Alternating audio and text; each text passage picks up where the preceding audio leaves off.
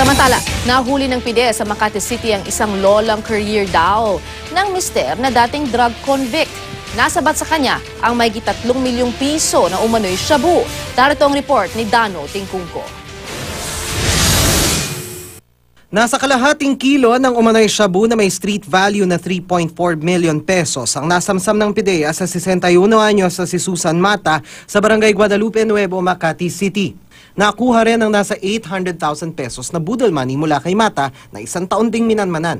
Nakabuild ng trust yung akala kaibigan, yung informant kasi natin, may kaibigan na in-endorse sa subject. Sabi ng PIDEA, si Mata ay courier umano ng kanyang mister na 6 na taon ng laya matapos makonvict sa kasong illegal drugs sa Apari, Cagayan.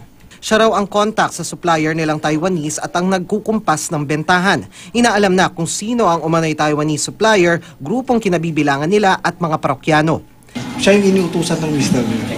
Kung sinong bibigyan, magkano kukunin at saan magtatagpo, kung paano yung transaction. Parang naging courier lang siya eh. So we'll be also conducting more investigation. Sa mismong P. Urdaneta Street, Barangay Guadalupe Nuevo, ginawa ang transaksyon habang tirik ang araw. How would you explain yung bentahan sa kalsada? Actually, mas safe sa kalsada eh. Kasi makita mo kung sino yung lumalapit sa'yo. Todo tanggi si Mata na sangkot siya at kanyang mister. Wala rin daw Taiwanese supplier. Kinuha lang daw niya sa kaibigan ng droga sa komisyong 100,000 pesos. Wala talaga. Wala talaga. Paano kayo nahuli doon kung wala kayong hawak? Siyempre, sir, kinuha ko sa kaibigan ko. Yung nakuha sa'yo na shabu, kanino galing?